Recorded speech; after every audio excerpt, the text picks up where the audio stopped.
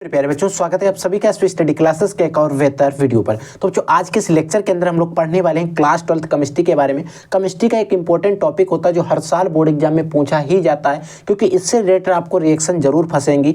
जो होता है कैसे प्राप्त करोगे, यानी कि ऐसे ही कुछ इंपॉर्टेंट रिएक्शंस आती हैं, ऐसे ही top 20 important reaction, 20 very most important reactions आज के इस लेक्चर के अंदर डिस्कस करने वाले हैं बच्चों। हर साल ये रिएक्शन, इनमें से किसी ना किसी रिएक्शन को आपके बोर्ड एग्जाम में पूछा ही जाता है। तो इन सभी रिएक्शंस को आपको एग्जाम से पहले, बेशक आप 1 घंटे पहले तैयार कर लो, लेकिन आपको तैयार कर कर ही जाना है। देखिए बच्चों, इसमें हमारी पहली रिएक्शन क्या है। पहली रिएक्शन आपसे कहा जा रहा है इसमें कि बेंजल्डिहाइड से आपको सिनेमिक एल्डिहाइड आपको कैसे बनाना है। यानी कि आपको बेंजल्डिहाइड ले लेना है, उससे आपको क्या करना है, सिनेमिक एल्डिहाइड आपको बनाना है। आप कैसे बनाओगे? तो देखिए, आपको सबसे पहले इसके लिए आपको बेंजल्डिहाइड का सूत्र पता होना चाहिए बच्चों। बेंजल्डिहाइड का सूत्र होता है C6H5CHO। ठीक है, अब बेंजल्डिहाइड से हमें बनाना सिनेमिक एल्डिहाइड है। ठीक है, इसको बनाने के लिए क्या करेंगे, यहाँ पर बेंजल्डिहाइड में एसिटल्डिहाइड को जोड़ेंगे। एसिटल्डिहाइड का सूत्र होता है CH3CHO होता है। एसिटल्डिहाइड को जोड़कर हम क्या करेंगे, यहाँ पर तनु NaOH लेंगे। क्या करेंगे, तनु NaOH लेंगे, और इसको क्या कर देंगे, हम सभी को कंपाउंड्स को लेकर हीट कर देंगे। यानी कि जब हम इनको गर्म कर देंगे तो हमारा एक कंपाउंड बन जाएगा C6H5CH। ठीक है, और इनके बीच में रहेगा डबल बॉन्ड CH रहेगा, डॉट आपका रहेगा CHO रहेगा। ठीक है, इस तरीके से डॉट CHO रहेगा, और आपका क्या रहेगा, इधर जो है प्लस हमारा H2O जो है वो निकल जाएगा। अब बच्चों, ये जो आपका कंपाउंड ये वाला दिखाई दे रहा है C6H5CH double bond CH dot CHO, यही आपका है सिनेमिक एल्डिहाइड। ठीक है, तो इस तरीके से आपको सिनेमिक एल्डिहाइड को बना देना है। इसका अगर आप नाम लिखना चाहें तो इसका नाम है बच्चों एसीटल्डिहाइड। क्या नाम है इसका? नाम है एसीटल्डिहाइड।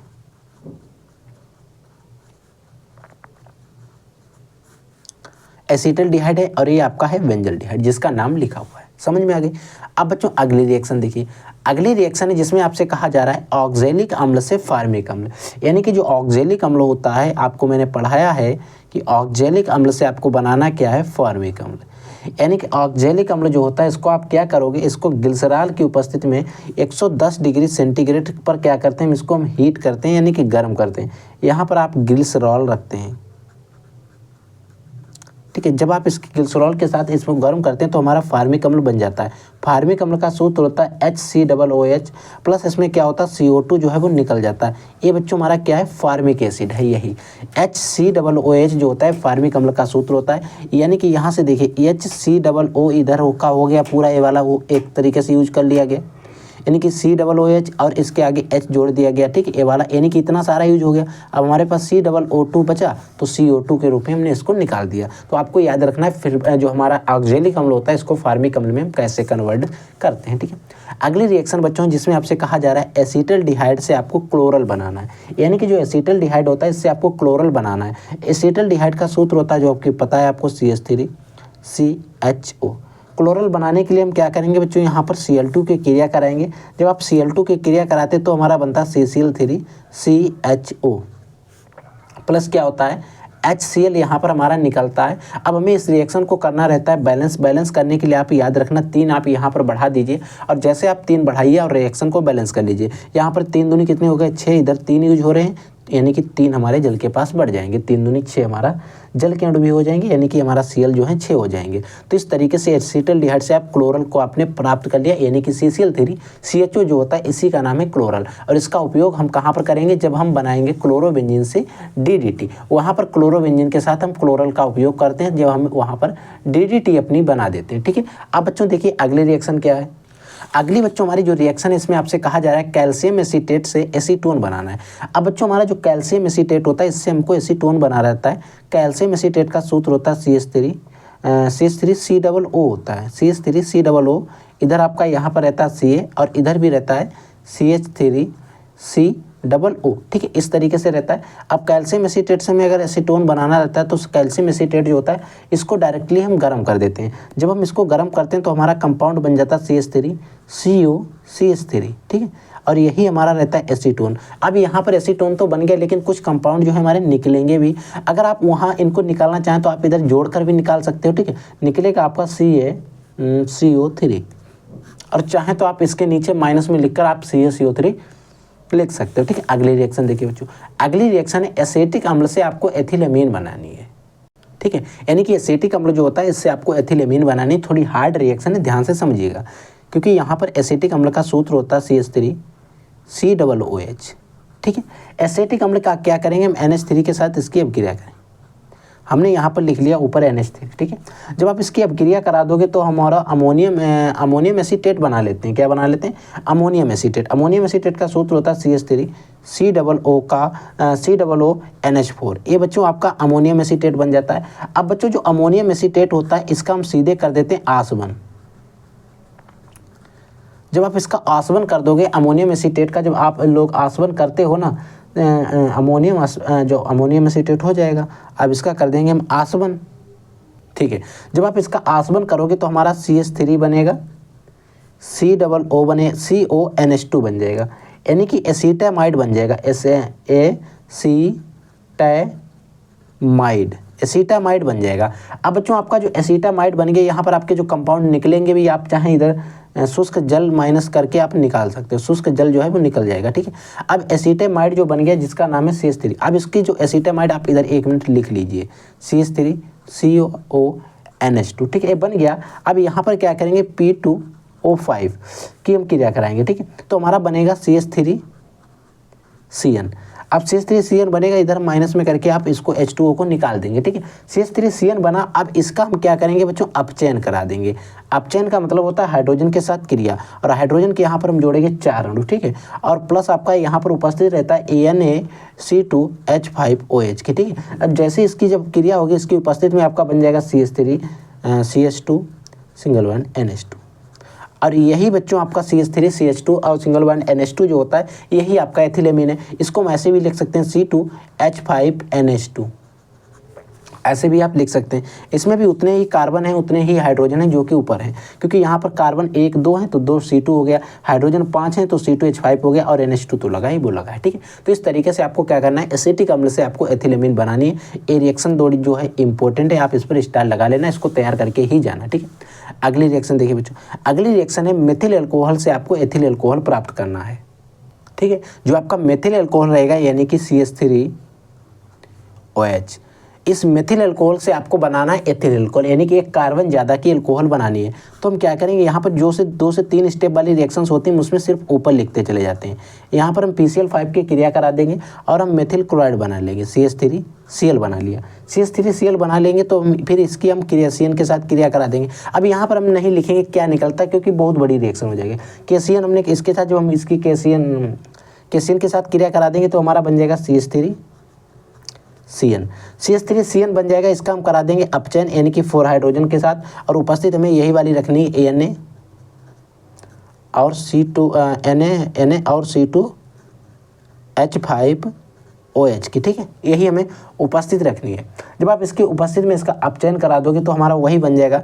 यहाँ पर क्या बन जाएगा, इसके यहाँ पर क्या बना, एथिलेमीन। यहाँ पर एथिलेमीन बन जाएगी CH3CH2NH2, आपका एथिल एमीन बन गया। अब बच्चों जो एथिल एमीन बन गया ना, यहाँ पर हम इस एथिल एमीन पर क्या करेंगे, HNO2 की क्रिया कराएंगे, HNO2 की क्रिया कराएंगे, और हमारा बन जाएगा C2CH3CH2OH, ethyl amine, ethyl alcohol, और इसी का नाम है एथिल अल्कोहल। और इसको हम ऐसे भी लिख सकते हैं C2H5OH। ठीक है, एथिल अल्कोहल। तो इस तरीके से मेथिल अल्कोहल से एथिल अल्कोहल को प्राप्त कर लेंगे। ठीक है, अगली रिएक्शन देखिए, अगली रिएक्शन है एथिल अल्कोहल से आपको एसिटल्डिहाइड प्राप्त करना है, यानी कि आपका जो एथिल अल्कोहल होता है इससे क्या करना है, आपको एसिटल्डिहाइड बनाना है। एथिल अल्कोहल का सूत्र क्या है, CH3CH2OH, एथिल अल्कोहल है।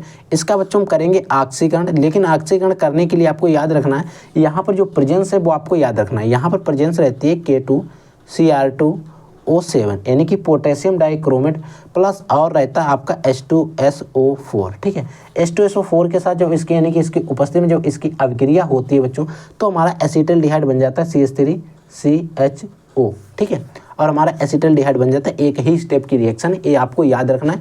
ये भी रिएक्शन जो है हमारी इंपॉर्टेंट है, समझ में आ गई। ठीक है बच्चों, अगली रिएक्शन देखिए। अगली रिएक्शन जो है जिसमें आपसे कहा जा रहा है एथिल अल्कोहल से आइडोफॉर्म। अब बच्चों एथिल अल्कोहल से आइडोफार्म कैसे बनाते हैं, अगर आपने हेलोफार्म अभिक्रिया पढ़ी होगी तो वहाँ पर एथिल अल्कोहल से आइडोफार्म हो गया, इस तरीके से जो रिएक्शन होती है क्लोरोफार्म हो गया, वो हमने वहाँ पर पढ़ी थी। कौन सी रिएक्शन? हेलोफार्म अभिक्रिया में। तो इस एथिल अल्कोहल का सूत्र होगा C2H5OH। आप वैसे भी लिख सकते हैं CH3CH2Cl, ठीक है, CH3CH2 और OH, ठीक है। अब देखिए C2H5OH हमने एथिल अल्कोहल होता है, यहाँ पर क्या करते हैं, हमें आइडोफार्म बनाना तो हम हाइड्रोजन I2 ले लेंगे और कोई एक क्षार ले लेते हैं, यानी कि NaOH हमने ले लिया और हमारा एक डायरेक्टली कंपाउंड बन जाता है CHI3, जो कि हमारा होता है बच्चों आइडोफार्म, ठीक है, जो कि क्या होता है आइडोफार्म।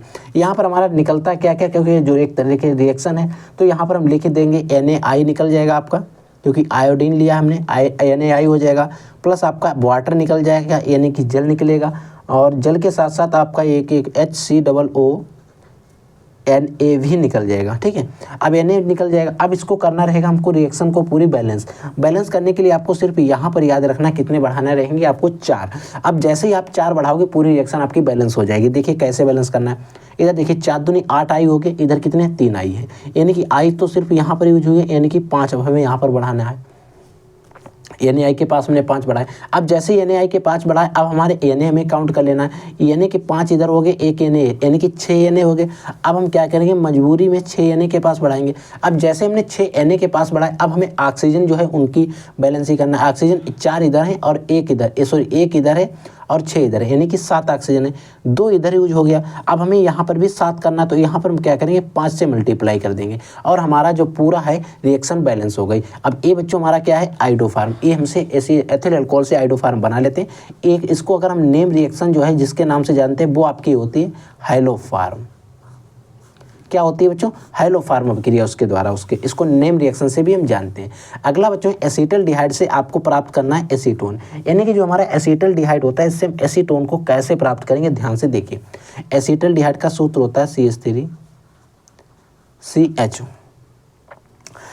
एसीटल्डिहाइड का हम करेंगे ऑक्सीकरण, नवजात ऑक्सीजन से क्रिया, और इसका ऑक्सीकरण करते हैं फेलिंग विलेन के साथ, फेलिंग विलेन। अब आप फेलिंग विलेन याद रहे तो आप लिख दीजिएगा, अन्यथा आप नहीं भी लिखते हैं तब भी कोई दिक्कत नहीं। जब आप इसका ऑक्सीकरण करोगे तो एसिटिक अम्ल बनेगा CH3COOH, क्या बनेगा एसिटिक अम्ल। एसिटिक अम्ल जब हमारा बन जाएगा इसके 2 अणु बनेंगे, ठीक है। अब यहाँ पर बैलेंस की कोई जरूरत नहीं, आप लिख दीजिए 2 अणु, ठीक है, बैलेंस ही मत कीजिए, फिर निकालना भी पड़ेगा। तो 2 अणु बनेंगे। अब हम इसको क्या करेंगे, जो 2 अणु बने इनको CaO और क्या करें CaO के साथ इसकी क्रिया होती है, ठीक है। जब आप इसकी CaO की जब आप क्रिया होगी, ठीक है, CH3 बन जाएगा और यहाँ पर CH3O की जब क्रिया करा देंगे तो हम बना लेंगे यहाँ पर कैल्शियम एसीटेट बना लेते हैं, यानी कि कैल्शियम एसीटेट बना के हम बना सकते हैं। हाँ, COO का होल ट्वाइज Ca, यानी कि यहाँ पर हमने ले लिया अपना, बना लिया एक कंपाउंड बना लिया कैल्शियम एसीटेट, और यहाँ पर हमने जो एसिटिक अम्ल है इसके 2 अणुओं का प्रयोग किया है।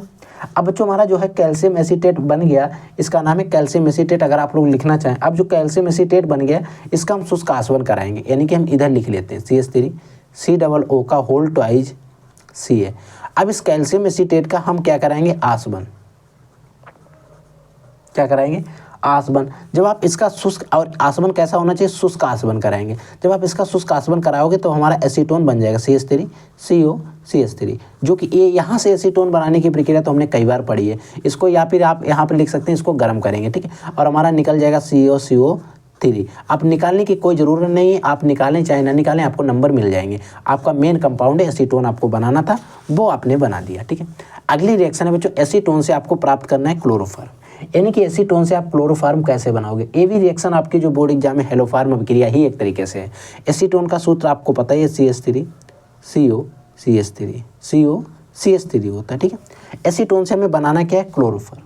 क्लोरोफार्म बनाने के लिए एसीटोन से क्लोरोफार्म बनाने के लिए यहाँ पर हम लेंगे Cl2, वहाँ पर हमें आइडोफार्म बनाना था तो इसीलिए हमने वहाँ पर लिया था I2। यहाँ पर हमें क्लोरोफार्म बनाना तो हम लेंगे यहाँ पर बच्चों क्या Cl2, और कोई एक हम क्षार ले लेंगे, यानी कि NaOH या फिर आप KOH कोई भी एक ले सकते हो, ठीक है। और जब आप इसकी अभिक्रिया कराओगे तो सबसे पहले आपको बना लेना अपना कंपाउंड CHCl3 और इसी का नाम बच्चों हमारा है क्लोरोफार्म। अब हमारा मेन कंपाउंड तो बन गया है, लेकिन यहाँ पर रिएक्शन के तौर पर है, तो हमें क्योंकि हमने जोड़े हुए हैं तो हमें क्या करना है, यहाँ पर निकालने की ज़रूरत भी पड़ेगी, तो हम निकाल देते हैं। अगर आप कभी कभी एक दो कंपाउंड भूल भी जाती तब भी आपको टेंशन नहीं लेना, लेकिन रिएक्शन आपको बना के आनी है। जब आप यहाँ पर क्या निकलेगा, NaCl निकलेगा आपका, और NaCl प्लस आपका जल निकलेगा यानी कि H2O, और प्लस क्योंकि हमने यहाँ पर एसीटोन ले लिया है तो एसीटोन के साथ निकल जाएगा CH3COO यानी कि सोडियम एसीटेट हमारा जो है इसके बाद में हमारा निकल जाता है। ठीक है, तो इस तरीके से आपको ये हमारा क्या है, क्लोरोफार्म, और जो क्लोरोफार्म है यही पर हमारा निकल जाता है। अब हमें करना रहेगा इस पूरी रिएक्शंस को बैलेंसी। अब बैलेंसी करने के लिए आपको 3 जो है Cl2 के पास याद रखना है, कितने, 3। जैसे आप 3 बढ़ाओगे, 3 दूनी 6 हो गए, 3 इधर हैं, अब हमें 3 और बढ़ाने हैं, यानी कि 3 Na के पास बढ़ाए तो 3 दूनी 6 हमारे Cl बैलेंस हो गए। अब Na के पास 3 बढ़ाने के बाद Na कितने हो गए, 3 इधर हैं, 1 इधर है, यानी कि Na के हमारे हो गए इतने 4। अब 4 Na होने के कारण हम 4 Na के पास बढ़ाएंगे। अब हमें ऑक्सीजन बैलेंस करनी, 4 और 1 ऑक्सीजन कितने हो गए, 5, इधर कितने 2, यानी कि हमें 5 करना, तो यहाँ पर 3 से हम यहाँ पर भी बैलेंस करेंगे। और जैसे हम यहाँ पर 3 से बैलेंस कर देंगे, हमारी पूरी जो रिएक्शन है वो एक विधिवत तरीके से संतुलित हो जाएगी, यानी कि बैलेंस हो जाएगी। अगली रिएक्शन है बच्चों, आपको बेंजीन से बनाना है एनिलीन, यानी कि आप बेंजीन से एनिलीन को कैसे बनाओगे। ठीक है, तो आइए हम बेंजीन से एनिलीन को बनाते हैं। बेंजीन का सूत्र होता है C6H6। अब बेंजीन से एनिलीन को बनाने के लिए यहाँ पर आपको जो तापमान है वो 50 से 55 डिग्री सेंटीग्रेड रखना रहेगा। ठीक है, और यहाँ पर जो हमको क्या रखते हैं, यहाँ पर सांद्र HNO3 रख लेते हैं। क्या रख लेते हैं, HNO3 रख लेते हैं। ठीक है, HNO3 आप रखोगे ना, तो जैसे आप HNO3 रखोगे तो यहाँ पर आपका बन जाएगा C6H5NO2 बन जाएगा। अब आपका NO2 बन गया, यानी कि इसका नाम हो जाएगा बच्चों आपका नाइट्रोबेंजीन। क्या बन जाएगा, नाइट्रोबेंजीन, यानी कि बच्चों हमारा जो नाइट्रोबेंजीन बन गया। अब बच्चों हमारा जो ये नाइट्रोबेंजीन बना हुआ है, यानी कि जो हमारा बेंजीन से पहले हमने क्या बनाया, नाइट्रोबेंजीन। अब नाइट्रोबेंजीन का हम करेंगे अपचयन, यानी कि यहाँ पर हम हाइड्रोजन से इसकी क्रिया करा देंगे। अब जैसे आप हाइड्रोजन की क्रिया कराओगे, यहाँ पर SN और HCl की आपको प्रेजेंस भी रखनी है। ठीक है, जब आप प्रेजेंस रखोगे तो आपका बन जाएगा C6H5NH2। और बच्चों C6H5NH2 ही हमारा क्या होता है, एनिलीन होता है। अब इस रिएक्शन को अगर आप बैलेंस करना चाहेंगे तो आप 6 हमारे हैं जो है हाइड्रोजन के पास आप बढ़ा देना, और भी हमारे कंपाउंड निकल जाएंगे, तो आपको टेंशन नहीं लेना। आपको मेन कंपाउंड लिख देना होता है, जो 1 से 2 या फिर 3 स्टेप की अभिक्रियाएं होती हैं। ठीक है, अगली रिएक्शन देखिए। अगली रिएक्शन है बच्चों फेरस सल्फेट से आपको फेरिक सल्फेट बनाना। देखिए यहाँ पर E का मतलब है, सिर्फ E का फर्क है। जो हमारा फेरस सल्फेट है इसमें एक ही मात्रा लिखी, इसमें एक ही, यानी कि फेरस सल्फेट से हमें को फेरिक सल्फेट बनाना है। अब बच्चों अगर हम फेरस सल्फेट की बात करें तो हमारा फेरस सल्फेट का सूत्र होगा FeSO4 होता है। अब हमें इसको बनाना क्या है, फेरिक सल्फेट है। अब SO4 है तो यहाँ पर हम क्या करेंगे, फेरिक सल्फेट बनाने के लिए हम इसमें जोड़ेंगे H2SO4। क्या बच्चों जोड़ेंगे, H2SO4, और हमें लेना पड़ेगा H2O2 हाइड्रोजन पर ऑक्साइड। और जब हम हाइड्रोजन पर ऑक्साइड लेंगे तो हमारा बनेगा Fe2, और SO4 जो हैगा, SO4 का होल थ्राइज प्लस हमारा H2O जो है वो निकलेगा। ठीक है, H2O जो है निकलेगा। अब हमें क्या करना रहेगा, इस पूरी रिएक्शन को बैलेंस, क्योंकि बैलेंसी भी मेन होती है। बैलेंस करने के लिए 2 आपको FeSO4 के पास बढ़ाना रहेगा। जैसे आप 2 FeSO4 के पास बढ़ा दोगे ना, 2, ठीक है, तो उसके FeSO4 एक SO4 यहाँ का 3 हो गए। अब 2 और इधर ऑक्सीजन कितने हो गए, देखिए 4 दूनी 8 और 8 4 12 और 2 14 ऑक्सीजन हो गए। इधर कितने, 4 12 हो गए। 12 अब हमें करना कितने, यहाँ पर 14, तो 12 और 2 14, हमारी रिएक्शन भी बैलेंस हो गई। अब बच्चों FeSO4 है, Fe2SO4 का होल थ्राइज जो है यही हमारा फेरिक सल्फेट है। ठीक है बच्चों, तो फेरिक सल्फेट हमारा बन गया। अगली रिएक्शन देखिए। अगली जो रिएक्शन है इसमें में से बनाना है क्लोरोबेंजीन से DDT। अब बच्चों क्लोरोबेंजीन से DDT हम कैसे बनाते हैं इसको भी ध्यान से समझ लीजिए।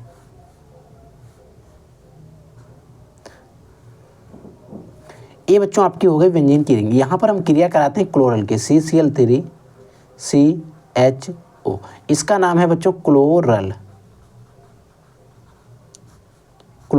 जब आप इसकी क्रिया कराओगे ना तो हमारी बेंजीन बनती है, DDT बनती है।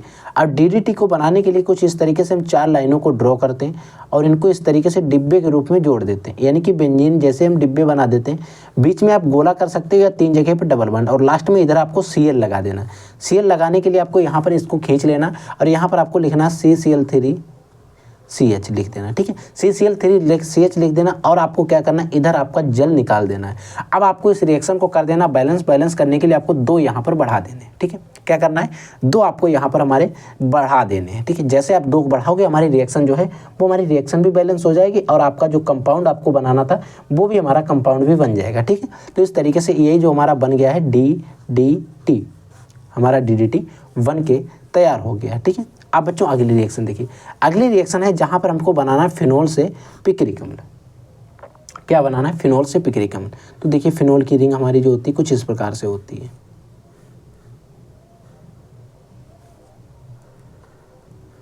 यहाँ पर रहता है आपका OH। अब बच्चों फिनोल से हमें बनाना क्या है, पिक्रिक अम्ल। पिक्रिक अम्ल बनाने के लिए यहाँ पर हम सदुम नाइट्रिक अम्ल का प्रयोग करते हैं, HNO3 इसका उपयोग करते हैं। और यहाँ पर प्रेजेंस में रखते हैं सांद्र H2SO4। आप इसको याद रहे तो आप लिख दीजिएगा, अगर आप भूल जाते हैं तब भी कोई दिक्कत नहीं, लेकिन आपको रिएक्शन याद होना चाहिए। पिक्रिक अम्ल का क्या सूत्र होता है, कैसे हम इसको बनाते हैं, ठीक है। बीच में आप गोला करेंगे, ऊपर आपको कोई छेड़छाड़ नहीं करनी है OH के साथ। इधर इधर और इधर, इधर आपको लगाना है NO2, इधर आपको लगाना है NO2 और आपको इधर लगा देना O2N, यानी कि है NO2 ही, इधर को हमने ऐसे लगा दिया O2N, क्योंकि इस तरीके से आपको बुक में लिखा हुआ मिल सकता है और आप लोग कंफ्यूज हो जाओगे। प्लस हमारा क्या हो जाएगा, जल जो है H2O जो है निकल जाएगा। अब हमें करना रहेगा इस रिएक्शन को बैलेंस करने के लिए 3 HNO3 के पास बढ़ा देंगे, और जैसे आप 3 HNO3 के पास बढ़ाएंगे और 3 आपको जल के पास भी बढ़ा देना। और यही जो आपका है, यही हमारा जो है बच्चों पिक्रिक एसिड है, ठीक है। तो इस तरीके से फिनोल से आपको पिक्रिक अम्ल प्राप्त कर लेना है। अगली रिएक्शन जिसमें आपको बनाना है फिनोल से आपको बेंजीन, यानी कि आपको फिनोल जो होता है उससे फिनोल से आपको क्या करना है, बेंजीन बनानी है। फिनोल से जब आप बेंजीन बनाओगे तो आपको ध्यान रखना है, फिनोल की रिंग आपको इस तरीके से बना लेनी है, OH रखना, ठीक है। फिनोल से बेंजीन को बनाने के लिए आपको यहाँ पर जिंक लेना पड़ेगा, जिंक चूर्ण के साथ इसका, और जिंक का क्या होना चाहिए, चूर्ण। और उसको जब आप हीट करोगे, जिंक चूर्ण को हीट करोगे तो हमारी बेंजीन की रिंग जो है वो बन के तैयार हो जाएगी। ये हमारी बेंजीन बन गई, ठीक है। अब बेंजीन बनने के साथ साथ यहाँ पर क्या होगा, ZNO यानी कि जिंक ऑक्साइड जो है वो हमारा निकल जाएगा। यही बच्चों हमारी क्या है, बेंजीन है, ठीक है। तो इस तरीके से हम बेंजीन बना सकते हैं, ठीक है। अगर आप इसको विदाउट यानी कि रिंग के बाहर अगर देखना चाहें तो ऐसे लिखेंगे C6H5OH प्लस आपको रखना है ZN, उपस्थित सारी वही रहेंगी जो आपको यहाँ पर हैं, और आपका बन जाएगा C6H6 बन जाएगा, प्लस आपका ZNO जो निकल जाएगा। यहाँ पर देखिए हाइड्रोजन 3 दूनी 6 इधर हो गए, 5 हैं, ए वाला हाइड्रोजन यहाँ जुड़ गया, ऑक्सीजन यहाँ का बचा, ZNO के रूप में इसको हमने निकाल दिया। तो चाहे आप ए लिखिए, कोई एक ही आपको बोर्ड एग्जाम में लिखना रहेगा, ठीक है। अगली रिएक्शन देखिए, अगली रिएक्शन एथिल एल्कोहल से आपको बनानी एथिलीन। देखिए आपको एथिल एल्कोहल जो है, इससे एथिल एल्कोहल से आपको क्या करना है, एथिलीन बनानी। क्या बनाना, एथिलीन। एथिलीन बनाने के लिए C2H5OH हमारा एथिल एल्कोहल का सूत्र होता है। इस एथिल एल्कोहल को क्या करेंगे, यहाँ पर आपको प्रेजेंस जो है वो मेन चीज़ है, वो ध्यान जरूर रखना है। प्रेजेंस में क्या रहेगा, सांद्र H2SO4 रहेगा, सांद्र H2SO4 का अधिक में, आप यहाँ पर ब्रैकेट में लिख लेना अधिक, ठीक है, ब्रैकेट में लिख लेना अधिक, ठीक है। और यहाँ पर आपको तापमान भी याद कर रख लेना, 7 से 170 डिग्री सेंटीग्रेड, 170 डिग्री सेंटीग्रेड तापमान रहेगा तो हमारी एथिलीन बन जाएगी। एथिलीन का सूत्र होता है CH2 double bond CH2 plus आपका यहाँ पर जो आप निकल जाएगा वो आपका H2O जो है वो निकल भी जाएगा। अगर वैसे में एथिलीन का सूत्र बात करें तो होता C2H4, ठीक है। चाहे आप ए लिख दीजिए, चाहे आप ए लिख लीजिए, दोनों एथिलीन के ही सूत्र हैं। ये हमारी एक तरीके से आप कह सकते हैं खुली चेन के रूप में लिखा हुआ है, ये हमारी बंद रूप में लिखा हुआ है, ठीक। एथिलीन हमारा इस तरीके से हमको बना रहेगा। देखिए हाइड्रोजन भी बैलेंस है, 4 और 2 6, 2 2 4 2 6, 5 और 1 6, पूरा कुछ बैलेंस है, ठीक है। तो इसमें हमें बैलेंस करने की कोई ज़रूरत नहीं है, ठीक है।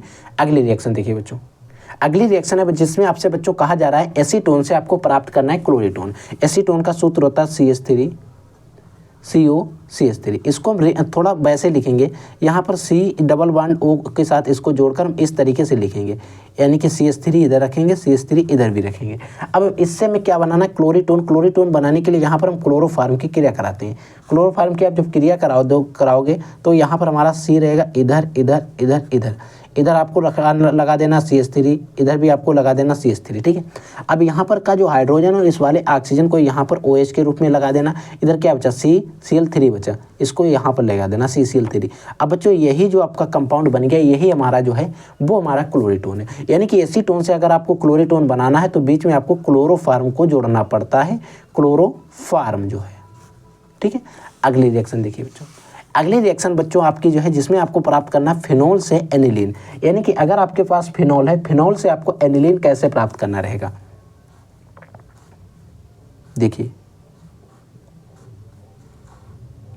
ये आपका हो गया फिनोल, फिनोल से आपको बनाना क्या है एनिलीन। एनिलीन बनाने के लिए आपको यहाँ पर अमोनिया के साथ अभिक्रिया करानी पड़ेगी, NH3 यानी कि अमोनिया होगी, और यहाँ पर जो तापमान रहेगा आपका रहेगा 300 डिग्री सेंटीग्रेड, और आपकी एनिलीन जो है वो एक ही स्टेप में बनकर हमारी जो है वो कंप्लीट हो जाएगी। टॉप पर आपका एनिलीन में क्या रहता है NH2 रहता है, प्लस आपका क्या हो जाएगा NH2 यहाँ का यूज होगा, एक हाइड्रोजन बचा और 2 H2O, यानी कि एक हाइड्रोजन वहाँ का एक ऑक्सीजन, यानी कि H2O के रूप में निकल गया, और यही बच्चों आपका क्या है एनिलीन है। समझ में आ गया। अब देखिए बच्चों अगली रिएक्शन है, अगली रिएक्शन है क्लोरोबेंजीन से आपको बनानी है टाइलून, यानी कि जो आपकी क्लोरोबेंजीन होती है, इस क्लोरोबेंजीन से आपको क्या करना है टाइलून प्राप्त करना है। तो देखिए क्लोरोबेंजीन से टाइलून कैसे बनाएंगे। क्लोरोबेंजीन का सूत्र हो जाएगा CCl3 C6H5Cl बच्चों। C6H5Cl जो होता है इसके क्या करें हम Na ले लें और क्या ले लें CH3Cl ले लिया। इसकी जब हम क्रिया कराएंगे यहाँ पर आपको शुष्क ईथर भी ले लेना प्रेजेंस में, शुष्क ईथर, ठीक है। ये हमारी नेम रिएक्शन है, ठीक है। अब यहाँ पर हमने शुष्क ईथर जब बच्चों ले लिया, अब जैसे आप शुष्क ईथर लोगे तो हमारा बन जाएगा C6H5CH3। ये बच्चों C6H5CH3 जो होता है यही हमारा होती है टाइलून। C6H5CH3 बन जाएगा, प्लस क्या हो जाएगा हमारा और NaCl, NC3 यहाँ का यूज हो गया, यहाँ से NaCl हमारा निकल गया, और यानी एक Cl यहाँ का एक Cl यहाँ का, यानी कि 2 NaCl हो गया और 2 Na के पास बढ़ा दिए, और हमारी रिएक्शन भी बैलेंस हो गई। यानी कि क्लोरोबेंजीन से अगर आपको टाइलून प्राप्त करनी है तो क्लोरोबेंजीन लेना पड़ेगा, सोडियम धातु लेनी पड़ेगी, और आपको मेथिल क्लोराइड लेना पड़ेगा। शुष्क ईथर की उपस्थिति में आप क्रिया कराएंगे तो हमारा C6H5CH3 यानी कि टाइलून बन जाएगी, और हमारा NaCl जो है वो निकल जाएगा। और लास्ट रिएक्शन है बच्चों आपको जिसमें आपको प्राप्त करना है क्लोरोबेंजीन से आपको सिर्फ बेंजीन प्राप्त करनी है। जो आपकी क्लोरोबेंजीन होती है इससे आपको बेंजीन बना देनी है। अब आप चाहे रिंग में बना देना चाहे वैसे, देखिए अगर मैं आपको रिंग में बता दे रहा हूँ और वैसे दोनों बता दे रहा हूँ, चलो कोई टेंशन नहीं है। अब बच्चों ये तो हमारी क्लोरोबेंजीन हो गई। अब हमें इससे बनाना क्या है, क्लोरोबेंजीन से बेंजीन बनानी है। बेंजीन बनाने के लिए इसका हम क्या करेंगे, अपचयन यानी कि हाइड्रोजन के साथ इसकी क्रिया करा देंगे। क्या कराएंगे, हाइड्रोजन के साथ क्रिया। अब बच्चों यहाँ पर आपको जो प्रेजेंस है वो आपको अगर याद रहती तो आप लिख देना, यहाँ पर प्रेजेंस रहती शायद AlIALH4 होता है शायद, यही आपकी प्रेजेंस होती है। ये बच्चों HiAl4 है, ठीक है। सॉरी बच्चों Li हो गया लिथियम, Al हो गया एल्यूमिनियम, H4 शायद यही रहती है, ठीक है, यही रहता है, ठीक है। AlH4 हाँ बच्चों यही है, ठीक है 100%। अब इसकी जब आप इसके जो प्रेजेंस में आप जब हाइड्रोजन के साथ इसकी क्रिया होगी तो आपकी बेंजीन जो है वो बन के तैयार हो जाती है, ठीक है। अब बेंजीन बन गई, यहाँ पर आप चाहे 3 जगह पर बीच में डबल बॉन्ड लगा सकते हो, चाहे आप बीच में गोला कर सकते हो, तो आपकी बेंजीन बन जाती है, प्लस आपका HCl जो है वो निकल जाता है। और यहाँ पर हाइड्रोजन जो होता है इसके पास में 2 से बैलेंस ही करनी रहती है, ठीक है। और आप चाहें तो आप मैंने ये तो जो हमारी रिएक्शन की बात हो गई, आप ऐसे भी लिख सकते हैं C6H5Cl हो गया, प्लस आपको प्रेजेंस सारी वही रखनी है, ठीक है। और आपका बन जाएगा C6H6 बन जाएगा, प्लस आपका HCl जो है वो हमारा निकल जाएगा, ठीक है। अब बैलेंस देखिए HCl क्यों निकल गया, अब यहाँ पर 2 हाइड्रोजन जो यूज हुआ वो आपको यहाँ पर और अच्छे से समझ में आ गए। देखिए 2 हाइड्रोजन इधर हो गए, 2 और 5 2 7 हाइड्रोजन, 6 और 1 7 हाइड्रोजन, Cl हमारी पूरी रिएक्शंस बैलेंस हो गई। तो बच्चों ये थी हमारी टॉप 20 टॉप 20 रिएक्शंस जो मैंने आपको बता दी। इन रिएक्शन में किसी भी रिएक्शन में अगर आपको कोई भी डाउट रहता है तो आप उस रिएक्शन का नंबर टाइप करके बता देना। मैं आपको अगर उसका कोई दूसरा तरीका होगा समझाने का तो वो मैं आपको जरूर समझा दूंगा, अन्यथा आपको समझने का प्रयास करना है। हर एक रिएक्शन को समझ लेना, क्योंकि आपके बोर्ड एग्जाम के लिए आपके पास समय नहीं है। क्योंकि अब आप जो कुछ रिवीजन कर लो, आप ऐसा नहीं आपके पास समय आप बहुत ज़्यादा लिख सकते हो। आप रिवीजन करिए, रिवीजन करके जाइएगा और वहाँ पर आराम से एग्जाम देना, ठीक है। तो आप सभी को बेस्ट ऑफ लक केमिस्ट्री के बोर्ड एग्जाम के लिए, ठीक है बच्चों। तो आप लोग पढ़ते रहिए, आगे बढ़ते रहिए। I will take in next class. तब तक के लिए जय हिंद, वंदे मातरम।